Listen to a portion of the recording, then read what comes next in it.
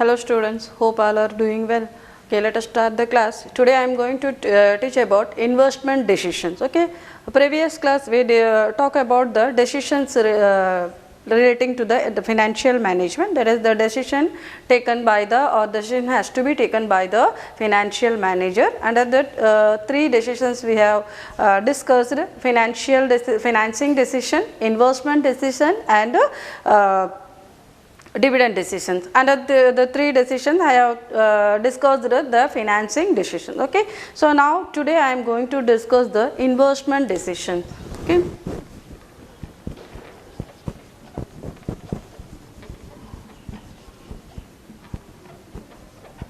investment decision. What is investment decision? So investment decision relates to the careful selection of the asset. That is, we have to invest in the investment decision. It is that is the answer is that is investment. We have to invest the amount. What we have studied in the financing decision. Financing decision means it refers to the amount fund to be raised. Okay, so whatever the fund required in the company, organization, or for the business has to raise funds from which sources. That means the various sources are available. So in that various sources, the organization or the business has to raise the funds regarding to the factors, number of factors. Okay, with view to the number of factors. So next, once the funds has been raised, then we have to invest. Next comes to invest the amount. Okay, so next जो है हम लोगों को invest करना है money को. Now here it is the careful selection. This decision relates to the careful selection of assets. Okay, in which assets we are going to invest the amount. Okay, so that is known as a investment decision. Here the investment decision is divided into two categories, that is capital budgeting decision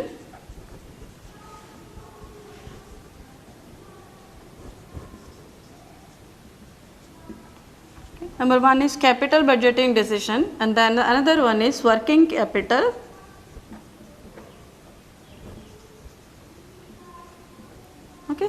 capital budgeting decision and a working capital decision.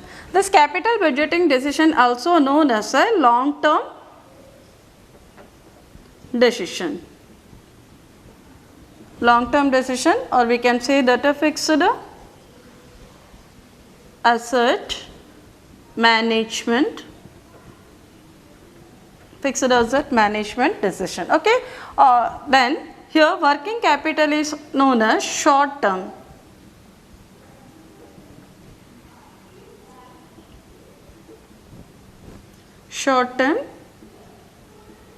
decision. Okay, so capital budgeting is also known as a long term decision, or we can say that fixed fixed asset management. Okay, fixed asset management, and working capital is known as a short term decision. Okay, now we will see what is capital budgeting. So capital budgeting here, it is a long term decision. That means what? We are going to invest the amount for a long term period. Okay, that's why it is known as a long term decision or long term decision. Okay, then for long term decision, in which item we are going to invest the amount? Definitely it is the asset. Okay, so it is known as a fixed asset. We are going to invest the money into the fixed asset. Most probably it is into the fixed asset. So that's why it is also known as a fixed asset management decision. Okay, now ये long term decision या capital budgeting decision में जो है हम और क्या करने वाले हैं. So capital budgeting decision here again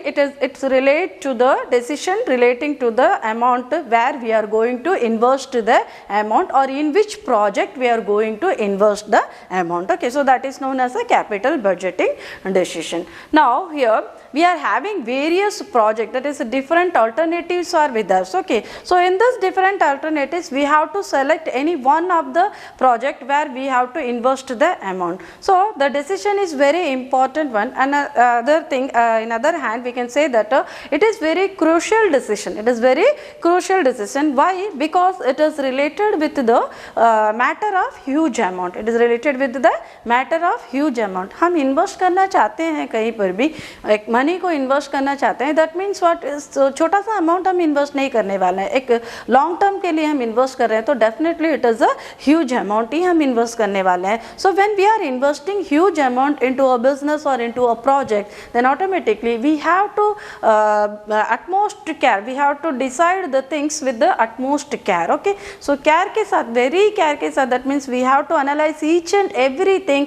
अगर हम ये अमाउंट को यहाँ पर इन्वेस्ट करेंगे तो whether it is correct decision या नहीं है, ये हमें एनालाइज करना होगा. वेरियस अल्टरनेटिव्स को हमें देखना होगा, प्लानिंग करना होगा. प्रॉपर प्लानिंग करके ही हम क्या कर सकते हैं, इन्वेस्ट जो है कर सकते हैं. सो ये सब जो हम देखते हैं, एनालाइज करते हैं, this is known as a investment decision, कि हम जो है इन्वेस्ट करने वाले हैं, किस में हम इन्वेस्ट करने वाले हैं, क्या करेंगे हम आगे, क्या क्या हमें देखना होगा. So that is known as a investment decision. Okay, so now investment decision में हम क्या कर सकते हैं, लाइक अगर if we want to invest the money, so कैसा हम इन्वेस्ट कर सकते हैं. फॉर एग्जांपल हम ये देख सकते हैं कि बाय मेकिंग और by investing the money,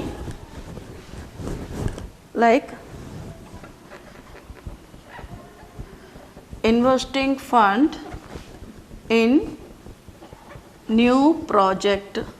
okay, एक कोई न्यू प्रोजेक्ट में हम फंड इन्वेस्ट कर सकते हैं, और investing fund in new machinery by replacing a old one. Okay, then third one, otherwise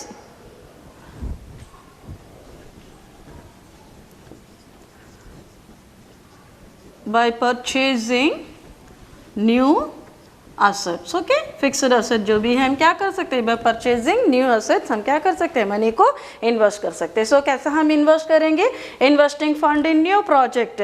for example already हम काम कर रहे हैं, already we are having a big concern, but क्या है कि हम ये देखें कि business means what, it has to be grown. Okay, business क्या करना चाहिए, स्टेप बाय स्टेप ग्रो होना चाहिए. सो इसमें से एक है कि हम क्या कर सकते हैं, न्यू प्रोजेक्ट में हम अपना मनी को इन्वेस्ट कर सकते हैं, that is known as a growth of the business. So हम क्या कर सकते हैं, जो भी मनी हमारे पास अवेलेबल है, मनी को हम इन्वेस्ट कर सकते हैं in new project. Otherwise investing fund in new machinery, that means old machinery जो है उसको रिप्लेस कर सकते हैं by new machinery, that is purchasing new machineries. और हम ऐसा भी हो सकता है टेक्नोलॉजिकल चेंजेस की वजह से हम न्यू मशीनरी खरीद सकते हैं. सो ये सब जगह पे हम क्या कर सकते हैं, इन्वेस्ट कर सकते हैं. This is known as a long term decision और कैपिटल डिसीजन, कहाँ कहाँ पे हम इन्वेस्ट कर सकते हैं. ओके, सो इन्वेस्ट हम लोग कहाँ कहाँ कर सकते हैं, investing fund in new project, investing fund in new machinery by replacing old one, then by purchasing a new asset. Okay, हम इन्वेस्ट तो करेंगे, बट क्या है कि इन्वेस्टमेंट डिसीजन इज क्या करने के लिए, दैट मीन्स ये जो डिसीजन इन्वेस्टमेंट डिसीजन है, why there is a need of investment decision और what is the importance of investment decision. So investment decision is very important one, क्योंकि it is the matter of money, isn't it? So matter of money. So हम already previous class में हम बोली है, whether it is ₹1 or it is ₹1000, we have to take care of the money. Okay, like हम ऐसे ही spend करते रहेंगे, हमारे पास कोई savings नहीं रहेगा. So money को बहुत carefully अगर हम calculate करके अगर हम spend करेंगे, definitely हम क्या कर सकते हैं, save कर सकते हैं. So business में भी ऐसे ही है, एक amount हम huge amount को business में अगर हम invest करना चाहते हैं तो ऐसे ही हम invest नहीं कर देंगे. बहुत सारा चीज़ें हमें देखना होगा कि एक बिजनेस में हम अमाउंट इन्वेस्ट करते तो क्या है, कैसा हम इन्वेस्ट करेंगे. So that is the importance. Okay, क्या इम्पोर्टेंस है हम देखते हैं. सो इम्पोर्टेंस ऑफ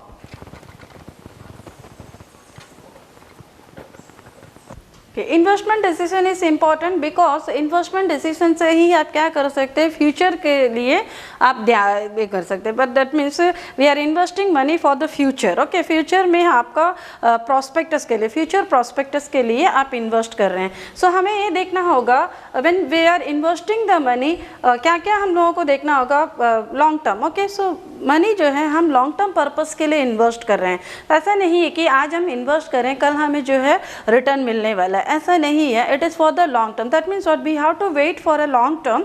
वहाँ से लॉन्ग टर्म एक टाइम पीरियड होगा, वो टाइम पीरियड के बाद ही हमें क्या मिलेगा, रिटर्न मिलने वाला है। सो वो लॉन्ग टर्म पर्पस के लिए हम इन्वेस्ट कर रहे हैं। So definitely we have to take a decision whether हम ये जो प्रोजेक्ट, जो भी हमारे पास प्रोजेक्ट है, वो प्रोजेक्ट का कंसिडरेशन में अगर हम देखे जाएँ तो हमें ये ध्यान देना होगा ये प्रोजेक्ट हमें वो उतना अमाउंट दे पाएगा या नहीं। दैट मीन्स उतना रिटर्न्स हमें दे पाएगा नहीं, because it is going for long run तक हमें वेट करना होगा। सो वहाँ पे ये सही रहेगा नहीं, ये हमें ध्यान देना होगा। सो लॉन्ग टर्म पर्पस के लिए जब हम अमाउंट हम इन्वेस्ट कर रहे हैं, तब जो है investment decision is very important one कि किस प्रोजेक्ट में हम इन्वेस्ट कर सकते हैं। Then second one is risk. Definitely हम लॉन्ग टर्म पर्पस के लिए ही हम बोल रहे हैं कि इन्वेस्ट हम जो भी कर रहे हैं this is for long term purpose, then definitely we have to bear risk for long run. Okay, एक रिस्क कोई भी प्रोजेक्ट में, कोई भी बिजनेस में हम जितना रिस्क हम बियर करेंगे उतना ही हमें क्या मिलेगा, उतना ही हमें प्रॉफिट मिलेगा। ओके, सो ये हम आगे पहले का चैप्टर्स में हम देखे थे कि whenever we are ready to bear the risk, automatically हम क्या कर सकते हैं, एंजॉय कर सकते हैं, रिटर्न भी हमें उतना ही ज़्यादा मिलेगा। सो डेफिनेटली तो हमें यहाँ पे भी ये देखना है, when we are going to invest money into the project or invest the fund into the project and it is for a long term basis, then definitely we have to bear the risk for long term basis. Okay, so long term basis तक हम लोगों को risk bear करना होगा। So here we have to decide that कि ये risk हम उतना bear कर सकते हैं कि नहीं, हम risk bear करने के बाद हम लोगों को उतना return मिल पाएगा कि नहीं, ये भी हमें ध्यान देना होगा। The next is large amount involved. So हम बोले कि whenever we are going to invest money into the business, so definitely large amount ही हम invest करने वाले हैं। For example, एक आप मशीनरी ले रहे हैं तो आजकल अभी का सिचुएशन में डेफिनेटली टेक्नोलॉजिकल अपग्रेडेशन के साथ ही आप क्या करेंगे, मशीनरी लेंगे। सो अगर आप टेक्नोलॉजिकल अपग्रेडेशन के साथ में कोई भी मशीनरी परचेज करेंगे, कॉस्ट क्या होगा आपका, बहुत ही ज़्यादा होगा। सो when you are investing large amount, so money large amount में आप इन्वेस्ट कर रहे हैं, so definitely वहाँ पे क्या होगा, large amount इन्वेस्ट कर रहे हैं तो अगर हम जो है correct wrong project, that is correct project नहीं सेलेक्ट करेंगे, इन द सेंस अगर हम रॉन्ग प्रोजेक्ट सेलेक्ट कर लिए देन ऑटोमेटिकली क्या हो जाएगा, ये वेस्टेज हो जाएगा। आपका अमाउंट जितना भी होगा, जो भी आप इन्वेस्ट किए होंगे, it will become wastage one. Okay, then next जो है क्यों वो वेस्टेज होगा, ये मैं बताती हूँ। irreversible decision, once the decision is taken regarding the investment, then it is irreversible decision। आप डिसाइड कर चुके हैं, so that's mean what, आपको डिसीजन लेने से पहले, investment decision is very important because of this, क्योंकि आप कोई भी चीज़ में आप डिसाइड कर रहे हैं, सो वेरियस अल्टरनेटिव्स को आपको देखना होगा। बहुत सारा आइटम्स है, बहुत सारा फैक्टर्स है जिसको आपको देख के सेलेक्ट करना होगा। वंस आप इसमें अमाउंट को इन्वेस्ट कर देंगे, देन ओवरनाइट में आप क्या नहीं कर सकते, उसको रिवर्स नहीं कर सकते, दैट मीन्स बैक आप ला नहीं सकते हैं। Once amount invested means that is invested, उसको आप बाई बैक नहीं कर सकते या बैक ला नहीं सकते हैं। सो यहाँ पे हमें ये ध्यान देना होगा कि डिसीजन हम लेंगे, लाइक आपको ध्यान दे के लेना होगा कि आप क्या डिसाइड कर रहे हैं, ये प्रोजेक्ट जो है सही रहेगा कि नहीं, हमें रिटर्न सही मिलेगा कि नहीं, ये देखना ज़रूरी है। So for this purpose investment decision is very important one, because we are going to invest the amount for long term basis. So long term basis में हम जब अमाउंट इन्वेस्ट कर रहे हैं, सो डेफिनेटली इसका रिटर्न फ्यूचर में ही आपको मिलेगा। जैसे ही आप इन्वेस्ट कर रहे हैं वैसे ही आपको मिलने वाला नहीं है। सो यहाँ पे ये ध्यान देना, डिसीजन ये लेना ज़रूरी है हमें कि whether this investment is correct और नॉट। देन सेकेंड रिस्क, कोई भी प्रोजेक्ट आप ले लीजिए, वहाँ पे रिस्क रहेगा। सो लॉन्ग टर्म बेसिस में आपको रिस्क भी बियर करना होगा। सो अगेन आपको देखना होगा रिस्क जो है कैसा रिस्क है, ये देख के आपको इन्वॉल्व होना होगा। Than large amount involve, business में लार्ज अमाउंट इन्वॉल्व कर रहे हैं हम। सो जब लार्ज अमाउंट हम इन्वॉल्व कर रहे हैं तो बहुत ही सोच समझ के ही हमें क्या करना होगा, इन्वेस्ट करना होगा। Then irreversible decision, decision once taken means it is irreversible, उसको हम अगेन रिवर्स नहीं कर सकते हैं। जो once invested means it is invested. So गलत अगर करेंगे, गलत डिसीजन हम लेंगे तो क्या हो जाएगा, जो भी अमाउंट हमारा होगा वो वेस्ट हो जाएगा। सो इस रीज़न की वजह से ऐसा नहीं होना है या गलत प्रोजेक्ट सेलेक्ट नहीं करना है, ऐसा कुछ भी नहीं होना है। तो हमें बहुत ही केयरफुली डिसीजन लेना होगा, इन्वेस्टमेंट डिसीजन हमें केयरफुली लेना होगा by planning and by taking various factors. Okay, so now we will move on to the factors affecting the investment decision. I think आपको समझ में आ गया है what is investment decision and why the investment decision is important in the business organisation. Okay okay, now we move on to the factors affecting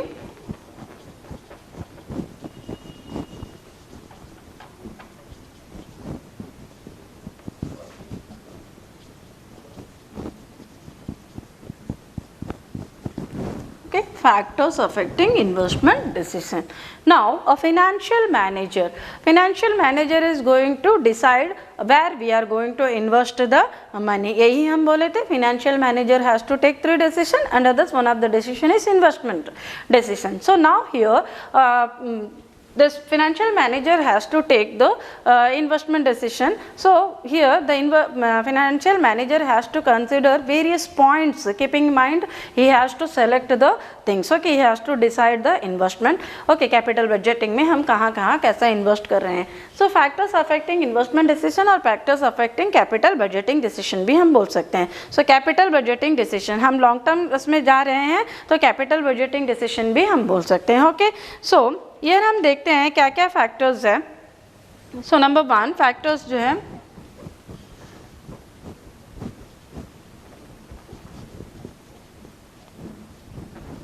cash flow position को ध्यान देना होगा.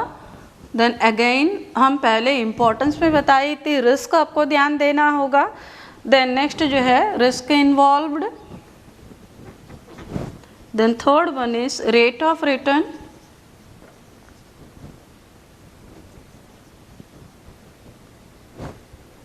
रेट ऑफ रिटर्न को आपको ध्यान देना होगा.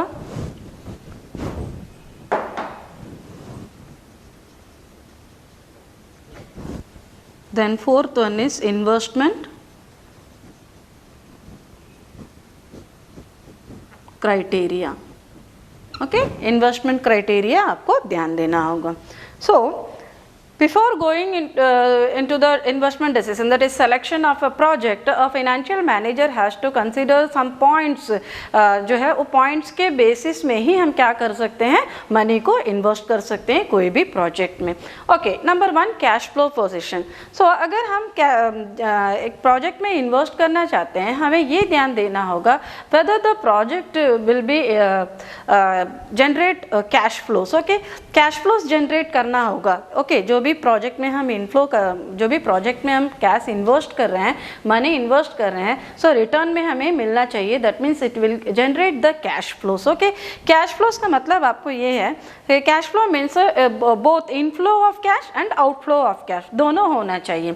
Now यहाँ पे आपको देखना होगा the money invested into the business, इतना कैश जनरेट करना चाहिए. That means what, it is more than the outflow of cash. Okay, cash generation will be more than the outflow of cash. That means what, आप जितना cash वो project में involve होने के बाद, आप प्रोजेक्ट में कैश इन्वेस्ट करने के बाद और भी जो भी आप जो है आउटफ्लोस हो रहा है आपका बिजनेस में, डे टू डे एक्टिविटीज़ में भी आपको बहुत सारा आउटफ्लो होगा, कैश आउटफ्लो होगा. सो आपको जो है जो कैश इनफ्लो होगा that should be greater than the या more than the cash outflow. Okay, आप इन्वेस्ट करने के बाद कैश जितना जनरेट होना चाहिए वो क्या होना चाहिए, it should be more than the cash outflow. ये आपको ध्यान देना चाहिए. ओके, देन अगेन आपको देखना चाहिए, ऐसा ही प्रोजेक्ट आपको सेलेक्ट करना चाहिए. Each and every project you have to analyse. ऐसा नहीं कि कोई एक प्रोजेक्ट को आप लेके एनालाइज करेंगे. फॉर एग्जांपल यहाँ पे हम देखेंगे, यहाँ पे एक टेंडर वगैरह रखे हैं. वन इज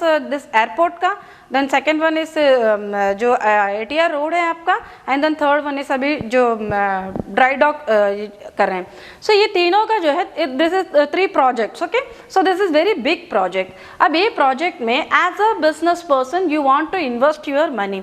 सो 3 प्रोजेक्ट आपके सामने हैं. ओके, आपको एयरपोर्ट का एक्सटेंशन, सेकेंड वन इज आपका जो ATR रोड है उसका एक्सटेंशन है, थर्ड वन इज आप शिपयार्ड बनाने वाले हैं जो ड्राई डॉक बोलते हैं उसको.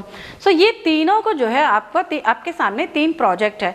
नाउ आप क्या करेंगे, ऐसे ही जाकर कोई भी एक प्रोजेक्ट में आप अपना मनी को इन्वेस्ट करेंगे, because both the projects are having investment, large amount आपको इन्वेस्ट करना होगा। सारा प्रोजेक्ट जो है आपका बहुत लार्ज अमाउंट का प्रोजेक्ट है, सो आपको लार्ज अमाउंट इन्वेस्ट करना होगा। तो ये लार्ज अमाउंट जब आप इन्वेस्ट कर रहे हैं, आप क्या देखेंगे, अगर ऐसा प्रोजेक्ट को आपको सेलेक्ट करना होगा जो प्रोजेक्ट आपको ज़्यादा अमाउंट देगा। सो ये तीनों प्रोजेक्ट में आपको कंसिडर देखना होगा, एनालाइज करना होगा कौन सा प्रोजेक्ट जो आउटफ्लो से भी ज़्यादा इनफ्लो लाएगा, रिटर्न हम लोगों को लाएगा, दैट इज आउटफ्लो से भी ज़्यादा इनफ्लो लाएगा, ये हमें ध्यान देना होगा। Then we have to select a project which gives the more inflow of the amount. Okay, so this is the first thing, cash flow position. So a financial manager has to analyze the thing, the cash generation कैसा हो रहा है ये देखना है। जो project cash generation ज़्यादा दे रहा है वही प्रोजेक्ट को हम क्या करेंगे, यहाँ पे सेलेक्ट करेंगे, that is cash generation in the sense project में जो इनफ्लो हो रहा है ये देखना चाहिए। देन अगेन हम लोग को ये देखना चाहिए वाई, किस लिए हम बोले कि ये जो है आउटफ्लो से ज़्यादा होगा, आउटफ्लो से ज़्यादा होना चाहिए, because we have to cover up the outflow, isn't it. Sufficient amount हमारे पास रहना चाहिए क्योंकि हम इन्वेस्ट कर रहे हैं, देन आउटफ्लो जो भी होगा उसको कवर करने का सफिशिएंट अमाउंट ये जनरेट करना चाहिए, तभी वो प्रोजेक्ट क्या होगा, सही प्रोजेक्ट होगा। ये भी हो गया। देन नेक्स्ट देखना चाहिए कितना टाइम पीरियड ये ले रहा है, जो कैश जनरेशन होना है वो कितना टाइम पीरियड लेगा, ये भी देखना है। एक कुछ प्रोजेक्ट जो है आपको इन्वेस्ट करके कुछ दिन में ही आपको रिटर्न देना शुरू कर देगा, बट कुछ प्रोजेक्ट्स ऐसा होगा इट विल टेक टाइम, सो वो टाइम कंसिडरेशन भी आपको देखना होगा। ये सब देख के ही आप क्या कर सकते हैं, ये प्रोजेक्ट को सेलेक्ट करेंगे। Okay, that is the first one. Second, risk involved, this is very important one. Risk involve her business में ऑलरेडी हम डिस्कस कर चुके हैं, बहुत बार हम डिस्कस कर चुके हैं। बिजनेस मीन्स वहाँ पे रिस्क रहेगा। So risk we have to bear the risk. Okay, now अगर हम रिस्क बियर नहीं करना चाहते तो हमें ये ऐसा देखना होगा जहाँ पे रिस्क बहुत कम रहेगा वही प्रोजेक्ट को हमें सेलेक्ट करना होगा, या तो मॉडरेट रिस्क, जो रिस्क बहुत ही कम रेट में रिस्क होगा वो प्रोजेक्ट को हमें सेलेक्ट करना होगा। फॉर एग्जाम्पल एक प्रोजेक्ट है, फॉर एग्जाम्पल मैं सम अमाउंट हम इन्वेस्ट कर रही है। ओके, कुछ अमाउंट हम इन्वेस्ट करने के बाद में लाइक 1 लाख रुपीज़, हम छोटा सा अमाउंट का बता रही है बट बिजनेस में बहुत ज़्यादा अमाउंट रहेगा। 1 लाख रुपीज़ में कोई इन्वेस्टमेंट नहीं होता है, बहुत ज़्यादा अमाउंट रहेगा, आप मल्टीप्लिकेशन में कर सकते हैं। ओके, मैं एक छोटा सा एग्जाम्पल के लिए बता रही हूँ। 1 लाख रुपीज़ मैं इन्वेस्ट करने वाली हूँ। ये 1 लाख रुपीज़ जो है फॉर एग्जांपल एक मोबाइल शॉप ओपन करने के लिए, ऐसा मोबाइल शॉप हम 1 लाख रुपीज़ में ओपन स्टार्ट नहीं कर सकते हैं। एग्जाम्पल के लिए बता रही हूँ, एक मोबाइल शॉप स्टार्ट करने के लिए मुझे 1 लाख रुपीज़ इन्वेस्टमेंट देना होगा। सो 1 लाख रुपीज़ इन्वेस्टमेंट हम इन्वेस्ट करने के बाद मुझे जो है अमाउंट जो है एज प्रॉफिट ही बोल दीजिए, 1 मंथ में जो है मुझे प्रॉफिट सम 20,000 और 30,000 मुझे मिल रहा है। Okay, so this is profit for 1 month, but it has a risk. Okay, अपना रिस्क इसका है क्योंकि mobile nowadays it is a very important एक थिंग हो गया हमारे लाइफ में। विदाउट मोबाइल हम नहीं रह सकते। सो हर एक कॉर्नर में आपको मोबाइल शॉप मिलेगा। सो वो जितना भी मोबाइल शॉप में उसमें से आपका मोबाइल शॉप क्या करना चाहिए, कंज्यूमर को अट्रैक्ट करके आपको आना चाहिए। लेकिन क्या है कि वो रिस्क है। Okay, it has a risk.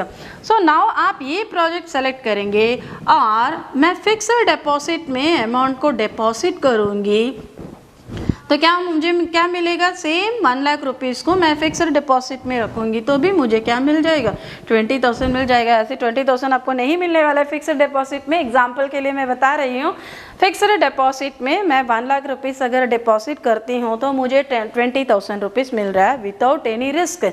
मैं घर में बैठी हूँ, मेरा अमाउंट फिक्स्ड डिपॉजिट में है, सो ऑटोमेटिकली मेरे को क्या मिल रहा है, 20,000 रुपीज़ मुझे प्रॉफिट मिल रहा है। कौन सा जो है विदाउट एनी रिस्क, कौन सा प्रोजेक्ट आप सेलेक्ट करेंगे, हम वही प्रोजेक्ट सेलेक्ट करेंगे जहाँ पे रिस्क कम है। ओके, सो ऐसे ही आपको देखना चाहिए कि रिस्क जहाँ पे कम होगा या मॉडरेट रिस्क होगा वैसे ही प्रोजेक्ट को हमें सेलेक्ट करना होगा। So as a financial manager has to select the project which has a least risk और moderate risk. Okay, then next हम देखते हैं rate of return. This is very important point. एक अगर 1 रुपये भी हम बिजनेस में इन्वेस्ट कर रहे हैं, डेफिनेटली मेरा एज अ बिजनेस पर्सन मेरा थिंकिंग ये रहना चाहिए, एज अ फाइनेंशियल मैनेजर मेरा थिंकिंग ये रहना चाहिए कि डेफिनेटली मेरे को एटलीस्ट 10 पैसे जो है मुझे क्या मिलना चाहिए, प्रॉफिट मिलना चाहिए। आप आजकल 1 रुपीज़ हम इन्वेस्ट नहीं कर सकते हैं, तो 1 रुपीज़ जो है इन्वेस्ट करने से 10 पैसे एटलीस्ट मुझे प्रॉफिट मिलना चाहिए, यही होप में हम क्या करेंगे, बिजनेस शुरू करेंगे। So here rate of return is very important one.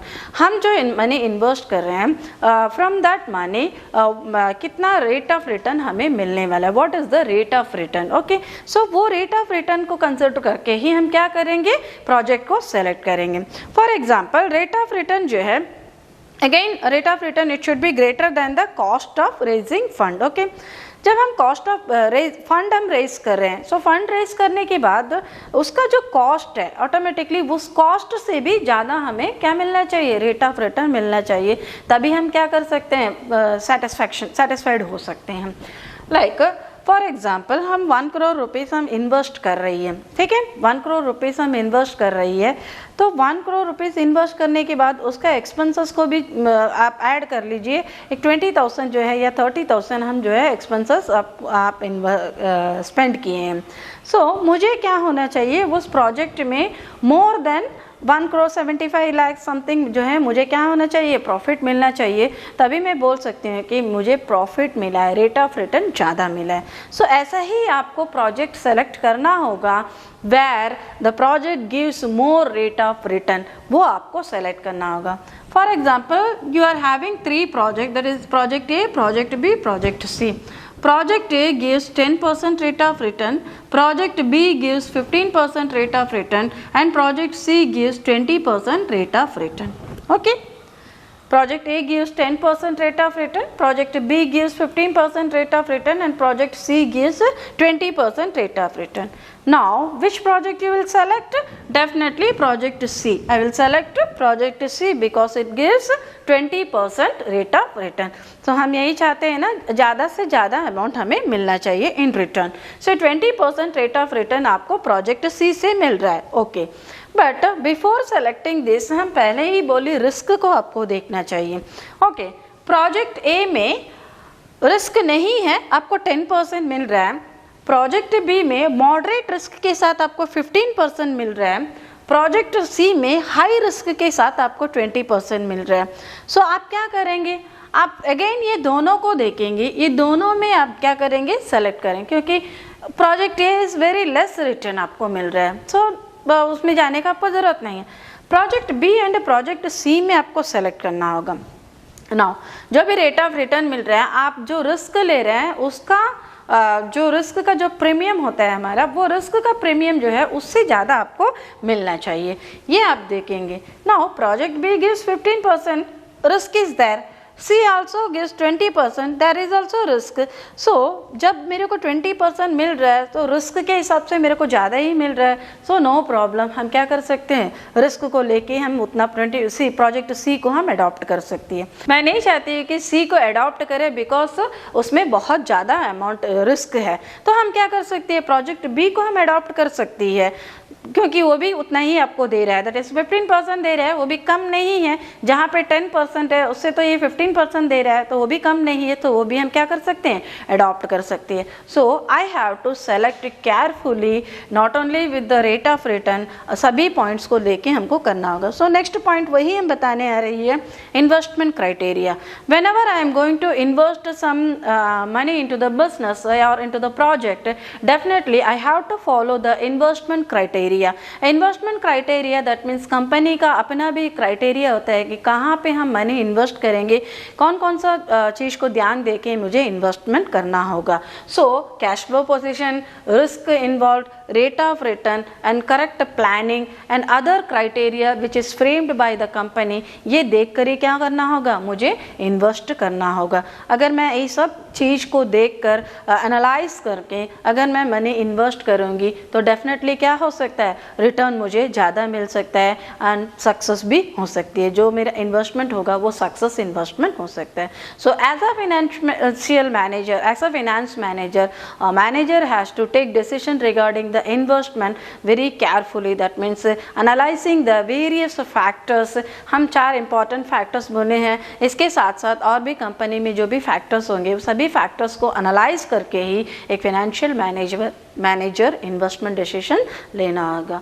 Okay students, I hope आपको ये टॉपिक समझ में आया होगा. Okay, we will meet in the next class.